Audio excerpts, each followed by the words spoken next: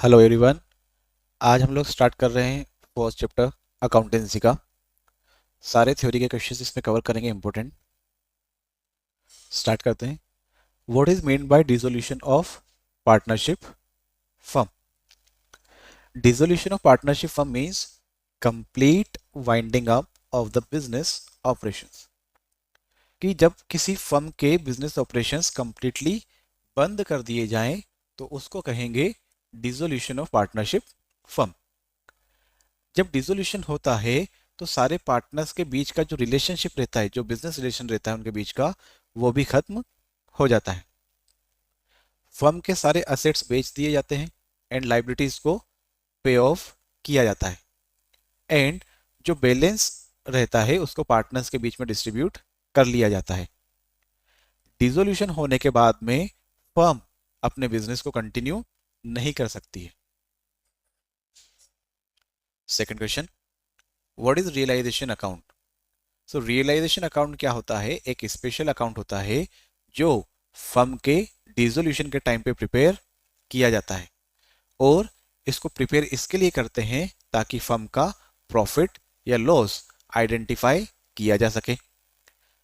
सारे असेट्स सिर्फ कैश और फिक्टिशियस असेट्स को छोड़ के और पार्टनर्स के कैपिटल को छोड़ के बाकी सारे असेट्स को ट्रांसफर कर दिया जाता है डेबिट साइड में एंड लाइबिलिटीज को ट्रांसफर किया जाता है क्रेडिट साइड में। देन जो डिफरेंस आता है इन दोनों का उसको प्रॉफिट या लॉस कहते हैं, जो कि रियलाइजेशन पे आएगा और फिर उसको पार्टनर्स में उनके प्रॉफिट शेयरिंग रेशियो में डिस्ट्रीब्यूट कर दिया जाता है।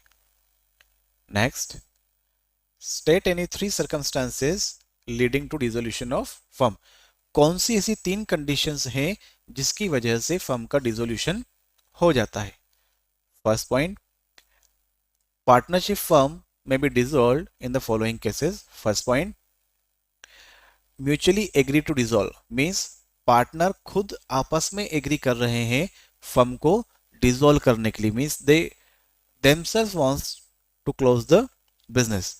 एंड सेकेंड पॉइंट, जब फर्म किसी स्पेसिफिक पीरियड या प्रोजेक्ट के लिए बनाई गई थी, मींस फर्म जब बनाई गई थी, पार्टनरशिप जब की गई थी तो कोई स्पेसिफिक प्रोजेक्ट उन्होंने लिया था, एक स्पेसिफिक टाइम पीरियड था उसका एंड देन वो प्रोजेक्ट खत्म होने के बाद में फर्म को वाइंड अप किया जा रहा है। Next point, who bears the realization expenses? So generally realization के जो एक्सपेंसेस रहते हैं वो फर्म ही बियर करती है एंड रियलाइजेशन अकाउंट को डेबिट किया जाता है। लेकिन कई बार क्या होता है कि कोई पार्टनर रहता है और वो बोलता है कि वो इन एक्सपेंसेस को बियर करेगा फॉर ए फिक्स्ड अमाउंट। और सपोज ए एक पार्टनर है जिसने बोला कि वो रियलाइजेशन के एक्सपेंसेस को बियर करेगा, तो फर्म उसको पे कर देगी। सपोज रियलाइजेशन का एक्सपेंसेस हो रहा है 1500 और ए ने ये काम कर लिया है सिर्फ 1200 में, then A can save 300 rupees. और 1500 का रियलाइजेशन एक्सपेंसेस था लेकिन एक्चुअली में वो हुआ 2000 में। इन सच केस ए को 500 रुपीज का लॉस हो जाएगा। So if expenses are less than agreed amount the partner gain, if higher he must pay excess himself. तो ज्यादा अगर आ जाएगा तो पार्टनर को पे करना पड़ेगा, अगर कम रहेगा so he can save some money. Next question, explain the accounting treatment of unrecorded assets and liabilities at the time of dissolution. कि उन अकाउंट्स, उन असेट्स का या लाइबिलिटीज का जिनको फर्म में रिकॉर्ड नहीं किया गया है, उनका ट्रीटमेंट किस तरह से किया जाता है। तो काफी सिंपल सी चीज है ये कि जब भी फर्म के कोई असेट्स अगर अनरिकॉर्डेड रहेंगे या लाइबिलिटीज जो अनरिकॉर्डेड रहेंगी उनको रिकॉर्ड किया जाता है and assets are recorded which were not appearing in the books but still belong to the firm, like क्या क्या हो सकते हैं, old typewriter या फिर furniture। when such asset is sold, जब इन assets को बेचा जाता है at the time of dissolution, जो भी अमाउंट रिसीव होता है उसको क्रेडिट किया जाता है रियलाइजेशन अकाउंट में एंड जो अनरिकॉर्डेड लाइबिलिटीज हैं उन ऑब्लिगेशंस को जिनको रिकॉर्ड हमने नहीं किया है उनको पे किया जाता है और अमाउंट को डेबिट किया जाता है रियलाइजेशन अकाउंट में। इससे ये इंश्योर हो जाता है कि फर्म को जो वाइंडिंग अप के टाइम पे प्रॉफिट या लॉस हो रहा है वो सही सही कैलकुलेट हो पाए। Next question, what are the effect of dissolution of firm? Dissolution of firm results in end of its business operation. ये पॉइंट हम लोग ऑलरेडी देख चुके हैं। अगर आप चाहें तो इसको पॉइंट्स के फॉर्म में भी लिख सकते हैं कि जब इफेक्ट क्या होगा, फर्स्ट इफेक्ट फर्म के सारे बिजनेसेस या उसके ऑपरेशन क्लोज हो जाते हैं, सारे असेट्स को बेच दिया जाता है, or sold to convert them into cash. Third point, सारी लाइबिलिटीज को पे ऑफ कर दिया जाता है। The partnership relationship between partners ये खत्म हो जाता है। The books of accounts are closed. So इस तरह से आप आंसर को पॉइंट वाइज भी मेंशन कर सकते हैं। तो क्या क्या होता है डिसोल्यूशन के इफेक्ट, क्या क्या है? सबसे पहला इफेक्ट ये होता है कि फर्म के ऑपरेशंस बंद हो जाते हैं, सारे एसेट्स को बेचा जाता है, लाइबिलिटीज को पे ऑफ कर दिया जाता है, एंड पार्टनर्स के बीच का जो रिलेशनशिप रहता है वो खत्म हो जाता है। देन सारे अकाउंट्स को, बुक्स जो जितने भी रहती हैं किसी भी ऑर्गेनाइजेशन की, उनको क्लोज कर दिया जाता है। देन इसके बाद में ये जो फर्म है जिसका डिसोल्यूशन हुआ है ये किसी भी कॉन्ट्रैक्ट में या ट्रेडिंग एक्टिविटी में पार्टिसिपेट नहीं कर सकती। This is the legal foundation कि डिसोल्यूशन होने के बाद में the firm can not enter into any business contracts और continue trading. The profit on realisation is shared among partners according to their profit sharing ratio and the firm legally cease to exist. And उसके बाद में firm को completely बंद कर दिया जाता है। Next question, what is the order of payment eight the time of dissolution? जब अकाउंट्स क्लोज होते हैं उस टाइम पे ऑर्डर ऑफ पेमेंट मींस पहले किसको पे किया जाएगा फिर किसको पे किया जाएगा, ये ऑर्डर हमको बताना है। First point, payment of firm's debt to outside creditors. तो सबसे पहले आउटसाइडर लाइबिलिटीज को पे ऑफ किया जाता है। All outside liabilities such as, ये आपसे ऑब्जेक्टिव में पूछा जा सकता है कि आउटसाइडर लाइबिलिटीज कौन कौन सी होती है। So creditors, bills payable, bank overdraft and other third party liabilities, इनको सबसे पहले पे किया जाएगा। Then these have highest priority, ऐसे भी पूछा जा सकता है कि highest priority at the time of payment किसको दी जाती है, because outsiders must be paid before partner receive any amount. कि पार्टनर कोई भी अमाउंट रिसीव करे उसके पहले आउटसाइडर्स को सारा पेमेंट किया जाना जरूरी होता है। Second point, repayment of partners loan to the firm. जब ये आउटसाइडर लाइबिलिटीज पे हो जाएगी उसके बाद में जो इंटरनल लाइबिलिटीज हैं उसमें पार्टनर का लोन है वो पे किया जाएगा। जब ये फुल्ली पे हो जाएगी outsider liability, then loan given by partner to the firm are repaid. Partners loan get priority over partners capital, मतलब पार्टनर की कैपिटल देना जरूरी नहीं है, पहले पार्टनर का लोन चुकाया जाएगा। Next point, settlement of partners capital account. The remaining balance is used to pay partners capital in their ratio. Means liability pay की, लोन पे किया, अगर उसके बाद बचा तो फिर पार्टनर की कैपिटल को पे किया जाएगा। Partners with credit balance receive money, partners with debit balance must contribute to the firm. ये आप याद रख सकते हैं, न्यूमेरिकल्स में पूछा जा सकता है कि अगर आपको क्रेडिट बैलेंस देख के रखा हो बैलेंस शीट में, सो means that is positive balance, और अगर ये देख के रखा हुआ है तो ये नेगेटिव बैलेंस रहेगा। Distribution of surplus in if any, अगर ये सारे तीनों पेमेंट करने के बाद में अगर कोई पैसा बचता है तो उसका क्या यूज होगा फिर? If any amount remains after setting all capital accounts it is treated as profit, उसको प्रॉफिट ट्रीट किया जाएगा और इस प्रॉफिट को प्रॉफिट शेयरिंग रेशियो में पार्टनर्स में डिस्ट्रीब्यूट कर दिया जाता है। Distinguish between dissolution of partnership and dissolution of partnership firm. So this is 3-star question. First point, जब डिसोल्यूशन ऑफ पार्टनरशिप होता है मींस पार्टनर्स के बीच का रिलेशनशिप चेंज होता है और हो सकता है पार्टनर फर्म से रिटायर हो रहा हो या पार्टनर की डेथ हो गई हो या किसी नए पार्टनर को फर्म में एडमिट किया जा रहा हो। वेरेज डिसोल्यूशन ऑफ फर्म के केस में क्या होता है कि फर्म कंप्लीटली क्लोज हो जाती है और फर्म के सारे बिजनेसेस को टर्मिनेट कर दिया जाता है। Next, continuity of business. Dissolution of partnership के केस में जो फर्म है उसका बिजनेस कंटिन्यू रहेगा एंड पार्टनरशिप का रिकॉन्स्टिट्यूशन हो सकता है। वेरेज डिसोल्यूशन ऑफ पार्टनरशिप में, सॉरी, डिसोल्यूशन ऑफ फर्म के केस में बिजनेस कंटिन्यू नहीं रहेगा बिकॉज ऑलरेडी सारे अकाउंट्स को क्लोज किया जा चुका है। अकाउंट्स प्रिपेयर्ड, जब डिसोल्यूशन ऑफ पार्टनरशिप होगा उस टाइम पर रीवैल्यूएशन अकाउंट को बनाया जाता है, whereas at the time of dissolution of firm realisation account को बनाया जाता है। इफेक्ट, डिसोल्यूशन ऑफ पार्टनरशिप के केस में पार्टनरशिप कंटिन्यू रह सकती है in a new form, but dissolution of firm के केस में फर्म कंप्लीटली बंद हो जाती है।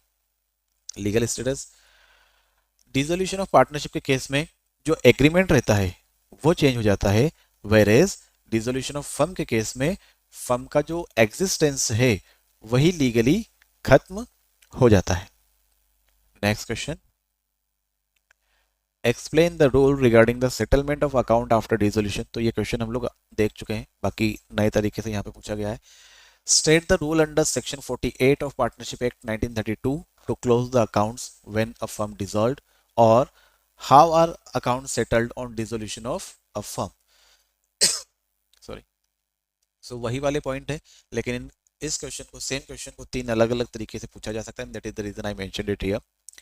सबसे पहले क्या होगा, the settlement of account after dissolution. तो सेक्शन 48 में क्वेश्चन में भी देखे रखा हुआ है क्या क्या होता है इसके अंदर। Losses first including capital deficiency are paid first out of profit, then out of capital, and then finally by partners individually in their profit sharing ratio. So in case अगर कोई डेट है, कोई लोन है, third party liabilities है, तो पहले उनको पे आउट किया जाएगा, पहले प्रॉफिट में से देंगे, फिर अगर वो कम रहा तो कैपिटल में से दिया जाएगा, एंड देन उसके बाद में और भी कम पड़ा तो पार्टनर्स अपने पर्सनल असेट्स का यूज करके उसको पे ऑफ करेंगे। Application of assets, the firm's assets are applied in this order. सबसे पहले उनको फर्म के जो असेट्स है उनका यूज आउटसाइडर लाइबिलिटीज को पे करने के लिए किया जाएगा।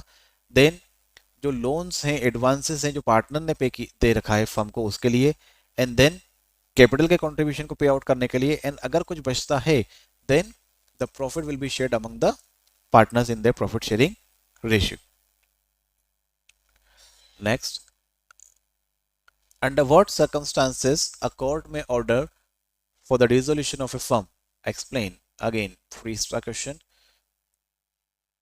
So there are some cases और circumstances जहां पर कोर्ट ऑर्डर कर सकता है किसी फर्म को कि उसको बिजनेसेस बंद, उसका बिजनेस जो है, उसकी फर्म जो है उसको बंद करना रहेगी। कब कब हो सकता है?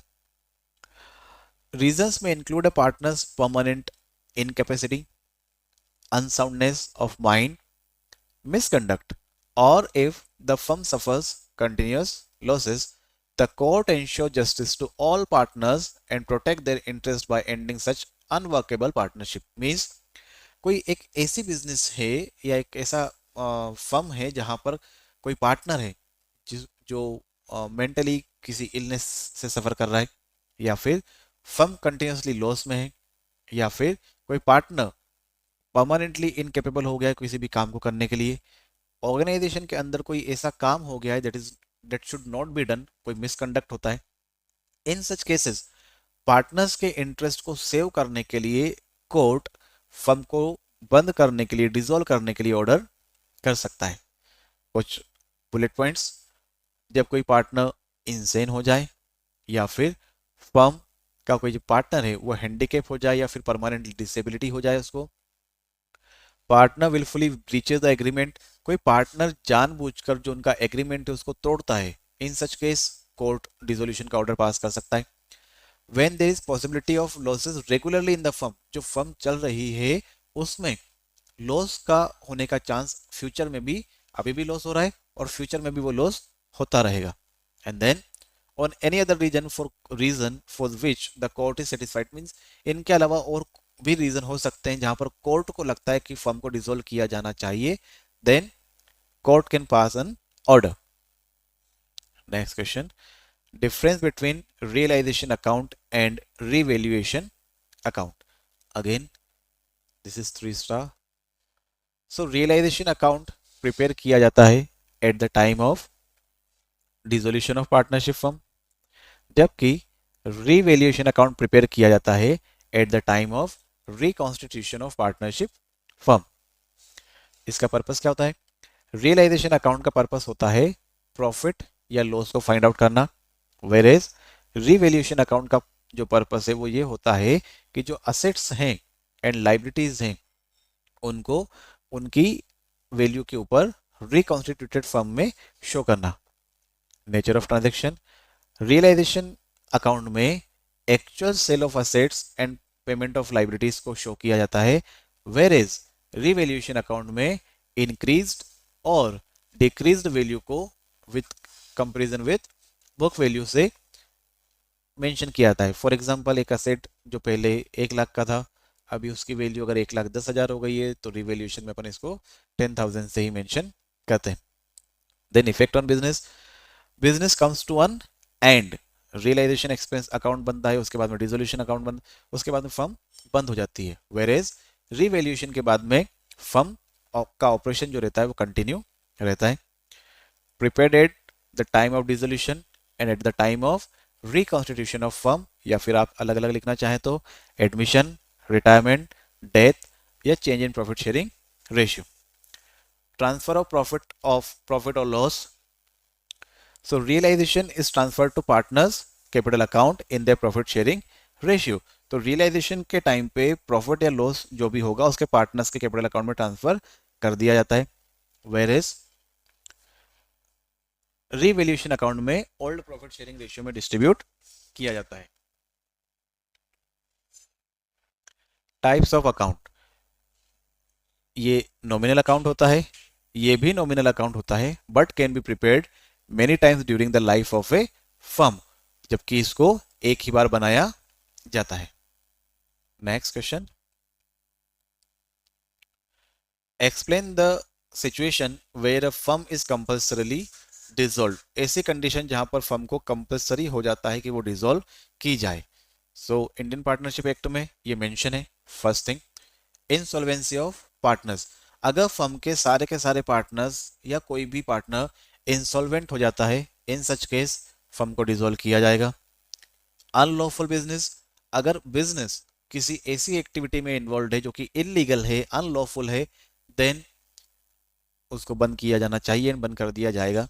कंपल्सरी बाय लॉ, कोई ऐसा इवेंट हो जाए जिसकी वजह से बिजनेस को लीगली आगे कंटिन्यू नहीं किया जा सकता है, such as cancellation of licence और बैन ऑन द प्रोडक्ट जो वो ऑर्गेनाइजेशन सेल कर रही है, in such case permanently business बंद हो जाएगा। एंड लास्ट पॉइंट, जब सिटीजन्स किसी भी एनिमी नेशन के पार्टनर हो किसी फर्म के साथ में, देन जैसे मान लो वॉर का टाइम रहता है, एट दैट टाइम अगर कोई एनिमी नेशन है उसके साथ में कोई पार्टनरशिप रहता है तो वो फर्म ऑटोमेटिकली डिसॉल्व हो जाती है। Next question, explain rules as per partnership act 1932 to be followed for closing of accounts, और how losses are treated at the time of dissolution, or how assets are utilized at the time of dissolution। ये तीनों questions exam में पूछे जा चुके हैं, अलग अलग भी और साथ में भी। अगर ये पूरा कंबाइंड क्वेश्चन आएगा तो ये 4 मार्क्स के लिए आएगा। सो डिसोल्यूशन ऑफ फर्म में क्या होता है, ऑलरेडी हम देख चुके हैं। फर्म का डिसकंटिन्यूएशन होगा, फर्म की सारी बुक्स को क्लोज किया जाएगा, और इस पर्पस के लिए हम लोग क्या क्या फॉलो करेंगे रूल्स, एक तो पार्टनरशिप डीड में जो लिखा हुआ है वो, दूसरा पार्टनरशिप एक्ट 1932 जो बताता है हमको, वो सारे रूल्स रेगुलेशंस हम लोग फॉलो करेंगे to settle the accounts at the time of dissolution. सबसे पहले treatment of losses. So losses को कैसे ट्रीट किया जाएगा, अगर कोई डिफिशियंसी रहेगी इंक्लूडिंग कैपिटल, सो लॉसेस को ट्रीट करने के लिए सबसे पहले क्या करेंगे, प्रॉफिट को यूटिलाइज किया जाएगा। जो भी फर्म ने प्रॉफिट किया है पहले लॉसेस को उसमें से पे आउट किया जाएगा, या लाइबिलिटीज को हम मान लेंगे। In case of insufficiency of profit, अगर प्रॉफिट सफिशिएंट नहीं होगा, इन दैट केस जो कैपिटल है उसमें से फिर उन लॉसेस को कवर किया जाएगा। एंड अगर लॉसेस उसके बाद में भी बचते हैं then partners profit sharing ratio में उसको डिस्ट्रीब्यूट करेंगे और यहाँ पर वो अपने पर्सनल असेट्स को भी यूज करेंगे इन लाइबिलिटीज को, इन लॉसेस को पे ऑफ करने के लिए। Then use of assets. So assets को कैसे यूटिलाइज किया जाएगा? फर्स्ट पॉइंट, सबसे पहले असेट्स का यूज किया जाएगा लाइबिलिटीज ऑफ द फर्म को पे करने में, और वो कौन सी रहेगी? Third party liabilities. Third party liabilities के जो एग्जांपल्स हैं उनके नाम आपको याद रखने हैं, मैच द कॉलम में ये पूछे जा सकते हैं। Third party liabilities imply outside liabilities which include creditors, bank loan, bills payable and bank overdraft. ये सारे नाम आपको याद रखना है। Next point, if partner has given loan or advance to firm then such loan will be settled on proportionate basis। तो partner ने जो लोन दे के रखा है उनको भी पे ऑफ किया जाएगा। After payment of loan the remaining amount is distributed among partners in the ratio of their capital invested. तो सबसे पहले थर्ड पार्टी लाइबिलिटीज का पे ऑफ हुआ, देन पार्टनर के लोन को पे किया गया, देन पार्टनर की कैपिटल को पे किया गया। उसके बाद में अगर कोई अमाउंट बचता है तो फिर उस अमाउंट को पार्टनर्स के प्रॉफिट शेयरिंग रेशियो में डिस्ट्रीब्यूट किया जाएगा as profit. Next question, how personal loan and firms loan will be treated at the time of dissolution of partnership firm. So जब पार्टनरशिप फर्म में कोई लोन रहेगा, personal loan या firm का loan, तो उसका ट्रीटमेंट सेक्शन 49 ऑब्जेक्टिव के लिए आप इसको याद रखेंगे ऑफ पार्टनरशिप एक्ट 1932 हमें बताता है कि किस तरह से उसका ट्रीटमेंट करना है। उसके लिए रूल्स क्या हैं? पहले फर्म के जो असेट्स हैं उनका यूटिलाइजेशन किया जाएगा फर्म के लोन को पे करने के लिए। अगर कोई अमाउंट बचेगा देन पर्सनल लोन को पे ऑफ किया जाएगा। Personal assets of partner will be used in the payment of personal loan. अगर यहाँ पर अमाउंट, फर्स्ट केस में अगर अमाउंट कंप्लीट यूटिलाइज हो जाता है, अमाउंट नहीं बचता है, तो पर्सनल लोन्स को पे करने के लिए फिर क्या करेंगे? पार्टनर्स के असेट्स को यूटिलाइज करेंगे उस लोन को पे ऑफ करने के लिए, एंड द रिमेनिंग अमाउंट में बी यूज टू पे फर्म्स लाइबिलिटीज। अगर उसके बाद में भी कोई अमाउंट बचता है तो उसका यूटिलाइजेशन लाइबिलिटीज को पे ऑफ करने के लिए किया जा सकता है। और ये कब होगा? जब liabilities are more than firm's asset. अगर असेट्स कम हैं और लाइबिलिटी ज़्यादा है, इन सच केस पार्टनर्स के पर्सनल असेट्स का भी यूटिलाइजेशन किया जा सकता है या किया जाएगा टू पे ऑफ द ऑल लाइबिलिटीज। सो ये सारे क्वेश्चंस थे आपके dissolution of partnership firm chapter के। आई होप आपको सारे क्वेश्चंस क्लियर होंगे। Do like the video and share with your friends.